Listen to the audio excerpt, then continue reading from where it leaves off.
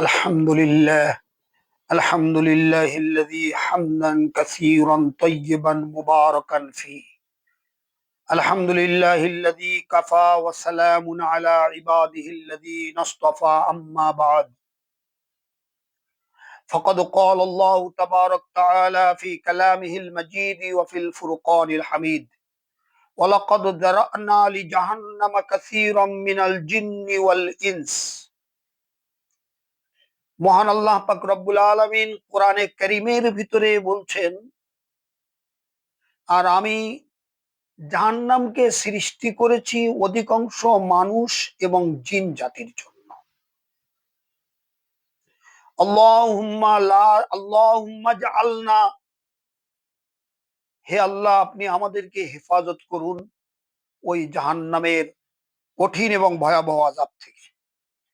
এটা তো পরিষ্কার যে আমরা প্র্যাকটিক্যাল ভাবেই পৃথিবীর বুকে এটা দেখতে পাই যে অধিকাংশ মানুষ জাহান্নামে, দোজখী, জাহান্নামে চলে যাবে। আহলে তাওহীদ মুসলিম যারা, তাদের সিচুয়েশন দেখলেও আমরা বুঝতে পারি যে তারা অধিকাংশই জাহান্নামের খোরাক জোগাড় করছে, জাহান্নামের পাতেই সংগ্রহ করছে। এখানে একটা জিনিস বোঝানোর জন্য বলা হচ্ছে,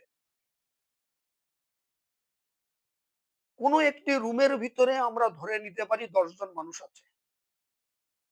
সেই 10 জন মানুষের ভিতরে একজনের কাছে একটা পিস্তল এবং তাতে একটা মাত্র গুলি আছে।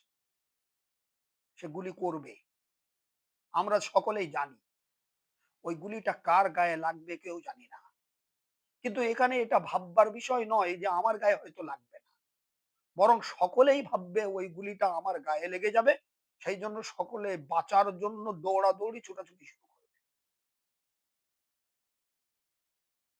আফসোস, এখানে আল্লাহ পাক রব্বুল আলামিন বলছেন অধিকাংশ মানুষ এবং জিনের জন্যই আমি জাহান্নাম সৃষ্টি করেছি। আর আমরা এই বিষয়টা একটাবারের জন্য চিন্তা ফিকির করার জন্য আগ্রহী।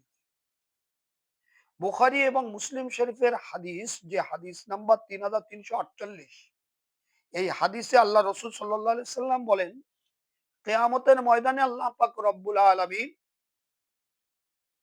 জাহান্নামী এবং জান্নাতি এদেরকে পৃথক হয়ে যাওয়ার জন্য একটা ঘোষণা দিবেন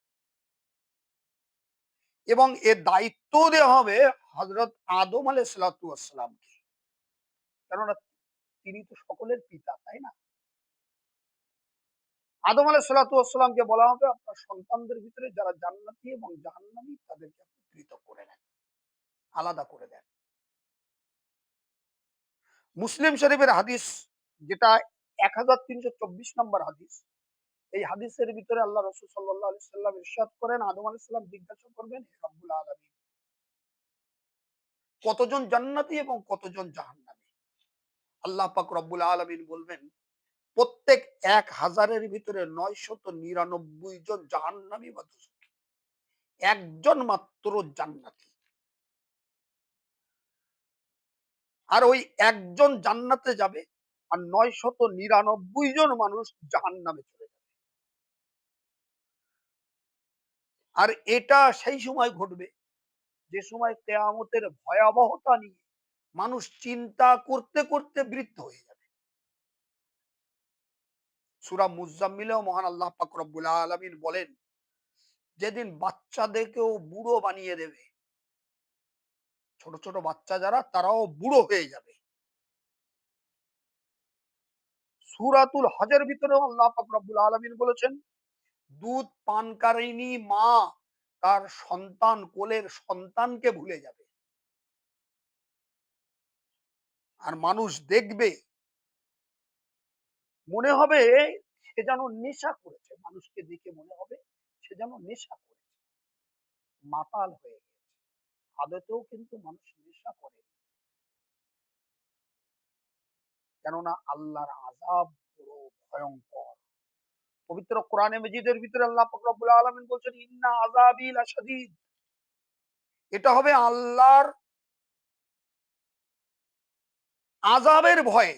বুখারী এবং মুসলিম শরীফের হাদিস, আল্লাহ রাসূল সাল্লাল্লাহু আলাইহি ওয়াসাল্লাম ইরশাদ করেন, তোমরা নামাজের পর আল্লাহর কাছে 4টি সাহায্য প্রার্থনা করো।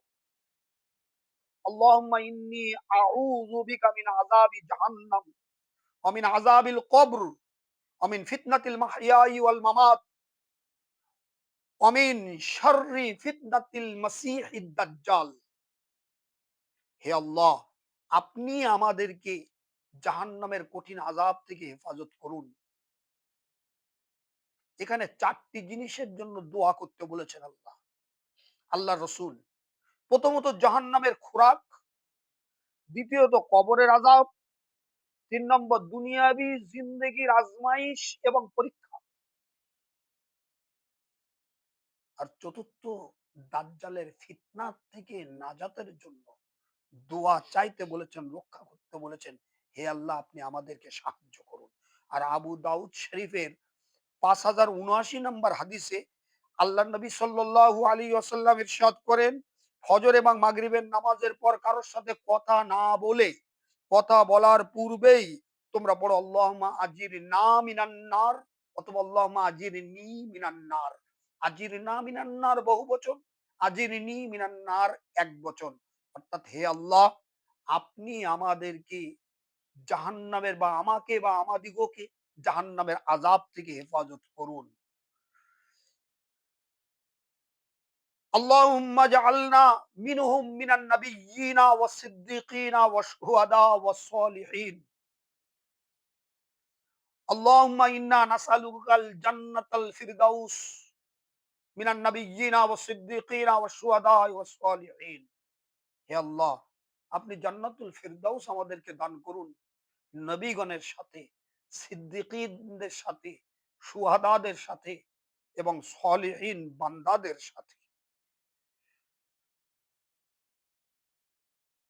সুতরাং বান্দার উপর আল্লাহ পাক রব্বুল আলামিনের অনেক মেহেরবানি যে তিনি কেয়ামতের যে চিত্র আসবে, যে ছবিটা আসবে, সেটা দুনিয়ার বুকে আমাদের সামনে পরিষ্কার করে চিত্রটা তুলে ধরেছে।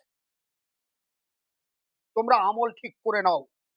এর অর্থ এটা নয় যেহেতু অধিকাংশ মানুষই জাহান্নামে যাবে, কাজেই আর আমল করার প্রয়োজন নেই, আমল করার দরকার নেই, মেহনত করারও আর কোনো প্রয়োজন নেই। যা হওয়ার তো সেটা হবেই। অনেকে একথা বলে যে আল্লাহ তাআলা আমাদেরকে কেয়ামতের দিন ছাড়বেনই না, কারণ দুনিয়াতে এমন অত্যাচার, এমন জুলুম, এমন অকর্ম কুকর্ম আমরা করেছি যে আমাদের আর রক্ষে নেই। এ কথা কখনো বলতে নেই। বুখারী এবং মুসলিম শরীফের ৬৯৫২ নম্বর হাদিসে আল্লাহ পাক রব্বুল আলামিন বলেন, আল্লাহ রাসূল সাল্লাল্লাহু আলাইহি সাল্লাম ইরশাদ করেছেন, আমি আমার বান্দার মনের ইচ্ছা আকাঙ্ক্ষার নিকটে থাকি। সে যেমনটা আমার কাছে আশা করে, আমি ঠিক তেমনি ভাবে তার সঙ্গে সুলুক করি, ব্যবহার করি। তার মানে যদি আপনি আল্লাহর কাছে এমন নেগেটিভ আশা করেন, তো এন্ড রেজাল্ট তেমনই হবে। আর যদি আপনি আল্লাহ তাআলার কাছে পজিটিভ আশা করেন, তো এন্ড রেজাল্ট পজিটিভই আসবে। আশা আকাঙ্ক্ষা দিয়ে সবকিছু আবার হয় না, বরং আল্লাহ তাআলা থেকে চাইতে হবে, তাকে ভয় করতে হবে। বুখারী শরীফের হাদিস নম্বর 5673 নম্বর, এই হাদিসের ভিতরে আল্লাহ রাসূল সাল্লাল্লাহু আলাইহি ওয়াসাল্লাম ইরশাদ করেন যে কেবলমাত্র নিজের আমলের ভিত্তিতে কেউ জান্নাতে যেতে পারবে না। আল্লাহ পাক রব্বুল আলামিনের দয়া ছাড়া, আল্লাহর রহমত ছাড়া কেউ জান্নাতে যেতে পারবে না। সাহাবা হুজুরগণ জিজ্ঞাসা করলেন, হে আল্লাহর রাসূল সাল্লাল্লাহু আলাইহি ওয়াসাল্লাম, আপনিও কি তাই? আল্লাহ রাসূল সাল্লাল্লাহু আলাইহি সাল্লাম ইরশাদ করলেন, হ্যাঁ, আমিও তাই। যতক্ষণ পর্যন্ত আল্লাহ পাক রব্বুল আলামিনের রহমত আমাকে ঘিরে না ফেলবে, ততক্ষণ পর্যন্ত আমিও জান্নাতে যেতে পারবো না। আমি নিজের আমলের উপরে ভিত্তি করে জান্নাতে যেতে পারবো না। কে বলেছেন একথা? আল্লাহ রসুল সাল্লাল্লাহু আলাইহি ওয়াসাল্লাম বলেছেন। এবার ভাবুন, এটা যদি নবী সাল্লাল্লাহু আলাইহি সাল্লামের সিচুয়েশন হয়, এই অবস্থা হয়, তাহলে উম্মতের অবস্থা একটু চিন্তা করুন কি হবে। যদি কোনো পীর সাহেব বা কেউ বলে আমি আমার মুরিদ বা ভক্তগণকে জান্নাতে নিয়ে যাব, তাহলে হাদিসের আলোকে এই দাবির পক্ষে যুক্তি বা সারবত্তা কতটুকু একটু ভাববার বিষয়। আসলে কেউ কাউকে জান্নাতে নিতে পারবে না যতক্ষণ পর্যন্ত তার আমল দুরস্ত না হইবে। হ্যাঁ, কারো আমল তো আছে, কিন্তু কিছু ত্রুটি বিচ্যুতি আছে। সেই ক্ষেত্রে কিছু নাম্বার দরকার, কারো সুপারিশ দরকার, একটু সাফাত দরকার। তো আম্বিয়াগণ, সাহাবাগণ, ফেরেশতাগণ, আল্লাহর নেক বান্দাগণ সুপারিশ করিতে পারিবে। ফেরেশতাগণও সুপারিশ করতে পারবে। মুসলিম শরীফের হাদিস নাম্বার 454 আল্লাহ রসুল সাল্লাল্লাহু আলাইহি সাল্লাম ইরশাদ করেন, এই যে কথাগুলো, যে হাদিসগুলো আমি বললাম, ফেরেশতা, আল্লাহর নবী, আল্লাহর রসুল পয়গম্বর, এরা যে সাফাত করবেন, এই কথাটি মুসলিম শরীফের 454 হাদিসে আল্লাহ রসুল সাল্লাল্লাহু আলাইহি সাল্লাম ইরশাদ করেছেন। এ কথা কেউ অস্বীকার করতে পারবে না। তাই বলে এটা হবে না যে দুনিয়াতে কোনো আমলই করলাম না, দুনিয়াতে ঘৃণ্য জীবন অতিবাহিত করিল, আর মরণের পর কেহ হাত ধরে, কারোর হাত ধরে জান্নাতে টেনে নিয়ে চলে গেল, এটা হতে পারে না, কখনো এটা হতে পারে না। বুখারী এবং মুসলিম শরীফের হাদিসে এসেছে, যখন কোরআন পাকের সূরা শুআরা নাজিল হয়, ওয়ানজির আশিরাতাকাল আকরাবিন, হে নবী সাল্লাল্লাহু আলাইহি সাল্লাম, আপনি আপনার পরিবার বর্গকে আল্লাহর ভয় ভীতি প্রদর্শন করুন। তো আল্লাহ রসুল সাল্লাল্লাহু আলাইহি ওয়াসাল্লাম নিজের চাচা হযরত আব্বাস রাদিয়াল্লাহু তাআলা আনহুর বাড়িতে চলে গেলেন। আব্বাসকে ডেকে বললেন, হে আমার চাচা আব্বাস, আপনি নিয়ে নেন আমার মাল সম্পদ যা কিছু আছে, এর ভিতর থেকে আপনার যতটা প্রয়োজন, যা দরকার। কিন্তু কিয়ামতের দিন যদি আল্লাহ আপনাকে পাকড়াও করে ফেলেন, আমি কিন্তু আপনার জন্য কিছুই করতে পারবো না। হে আমার ফুফু সুফিয়া, আমার মাল সম্পদের ভিতর থেকে যা কিছু দরকার আপনি নিয়ে নেন, কিন্তু কিয়ামতের ময়দানে যদি আল্লাহ আপনাকে ধরে ফেলেন, আমার কিছুই করার থাকবে না। হে আমার কন্যা ফাতেমা, আমার মাল সম্পদের ভিতর থেকে তোমার যেটা প্রয়োজন তুমি সেটা নিয়ে নিতে পারো, কিন্তু কিয়ামতের ময়দানে আল্লাহ যদি তোমাকে গ্রেফতার করে ফেলেন, আমি কিন্তু তোমার জন্য কোনো উপকারে আসবো না। তুমি নবীর কন্যা হতে পারো, কিন্তু আমি তোমার জন্য কোনো কিছুই করতে পারবো না সেদিন।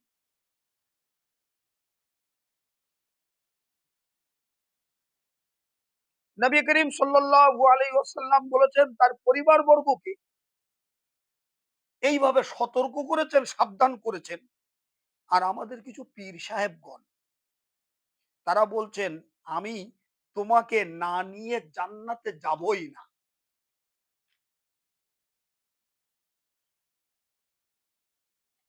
তবে হ্যাঁ, এর একটা বিপরীত দিক আছে।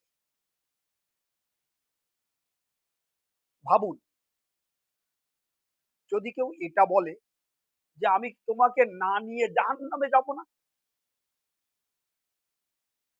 যতক্ষণ তোমাকে দোজখে না নেব আমি দোজখে যাব না।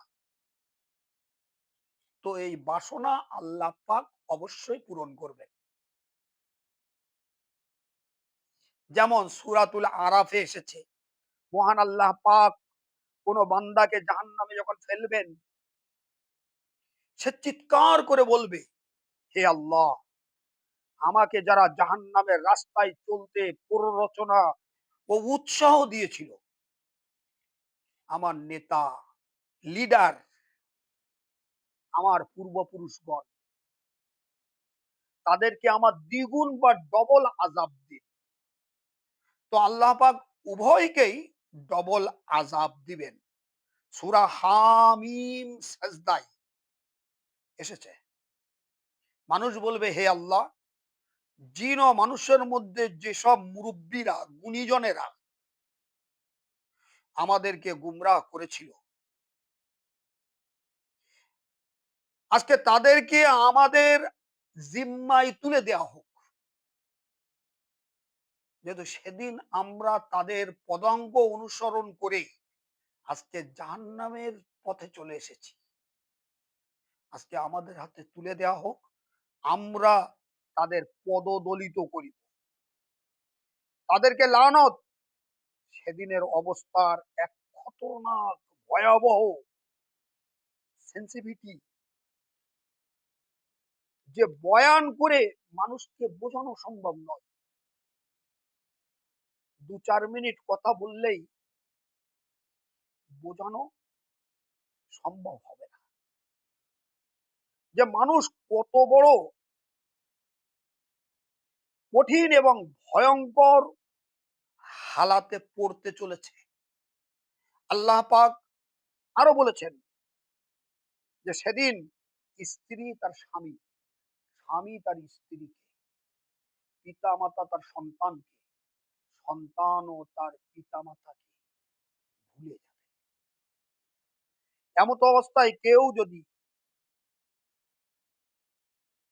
কাউকে জান্নাতের গ্যারান্টি দিতে পারে, প্রত্যেকের নিজ নিজ নিজের নিজের ফিকির এবং চিন্তা লেগে থাকবে। বলেন কিভাবে মানুষ আরেকজনকে জান্নাতের গ্যারান্টি দেবে?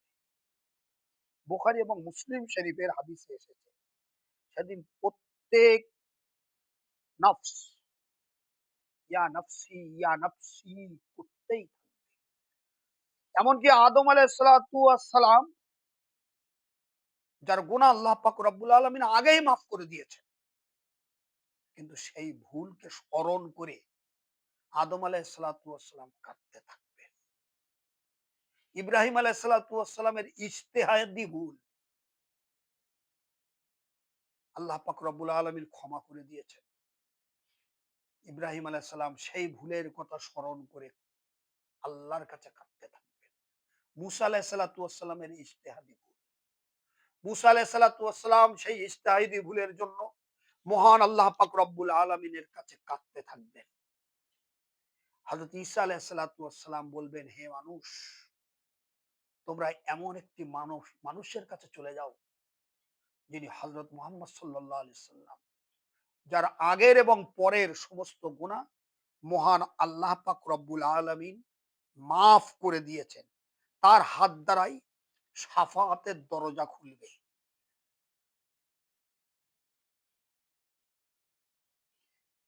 আমাদের কারোর সাহস নাই যে দুর্দণ্ড প্রতাপ মহান আল্লাহ পাকের সামনে গিয়ে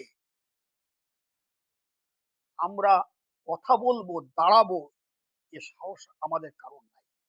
এবার চিন্তা করুন, ওইসব পীর মুরিদদের যারা এই কথা বলে, আমাদের পীর আমাদেরকে জান্নাতে নিয়ে চলে যাবে। আরে ভাই বিরাদার, তোমার পীর বড় না আল্লাহর পয়গম্বর বড়? চিন্তা করুন, এরা পয়গম্বরদের থেকেও এদের পীরকে বড় মনে করে। আম্বিয়াগণ বলবে আমাদের তো আমাদের জানের ফিকির, আর এরা ব্যস্ত এদের পীর সাহেবদেরকে নিয়ে। কিয়ামতের দিন বড় বড় মুজরিম আসামিদের জন্য কোনো মিজান বা দাড়িপাল্লা কায়েম করা হবে না। বলা হবে তোমরা বিনা হিসেবেই জাহান্নামে চলে যাও, সোজা স্টেট জাহান্নামে চলে যাবে টপাটপ। এত বড় সেন্সিটিভিটি ইস্যু, কোরআনের মৌলিক বিষয় যেটা মানুষকে আখিরাতের ভয় আর আল্লাহর ভয় অন্তরে জাগ্রত করা। অনেক অমুসলিম এখানে প্রশ্ন করে যে মুসলিমদের আল্লাহ তো অনেক বড় দয়ালু, রহিম, রহমান, তাহলে প্রতিদিন কত মা এমন যাদের ছোট ছোট সন্তান বাচ্চা আছে, অথচ তাদেরকে সেই সমস্ত মায়েদেরকে মৃত্যু দান করা হচ্ছে, সন্তানগুলিকে অসহায় রেখে এই সন্তানগুলিকে দুনিয়ার জুলুমের শিকার করে মাকে মৃত্যুদান করে পরপারে ডেকে নিচ্ছে। তাহলে মুসলিমদের আল্লাহ কত নিষ্ঠুর। এক কথায় বলা যায় আল্লাহ পাক রব্বুল আলামিন সমস্ত আবেগের ঊর্ধ্বে। যদি কোনো সাধারণ মানুষকে, মুসলিমকে প্রশ্ন করা হয়, সে বলবে এটা আল্লাহর মর্জি। কিন্তু এ কথাই কি রাইট? আসল বিষয় যেটা, সেটা হচ্ছে আল্লাহ পাক রব্বুল আলামিনের কাছে আবেগ বলে কোনো জিনিস নাই। জজবা, আবেগ এর ঊর্ধ্বে আল্লাহ পাক রব্বুল আলামিন। আল্লাহু সামাদ, তিনি বেনিয়াজ।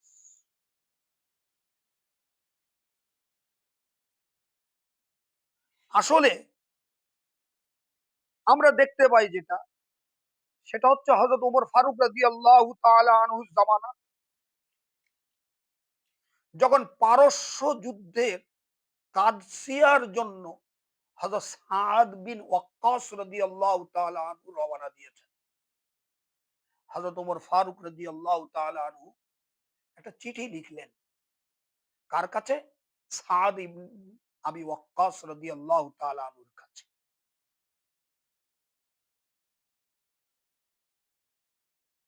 লিখলেন, হে সাদ, তোমার সাথে নবী করিম সাল্লাল্লাহু আলাইহি ওয়াসাল্লামের মামু ভাগ্নের সম্পর্ক। যদিও তিনি একেবারে আপন মামু ছিলেন না, তবুও মামু সম্পর্ক। কিন্তু খবরদার, তোমার দ্বারাই যেন আল্লাহর কাছে কোনো জবাবদিহিমূলক কোনো ভুল ত্রুটি না হয়। কেননা আল্লাহর সঙ্গে কিন্তু তোমার কোনো আত্মীয়তার সম্পর্ক নাই।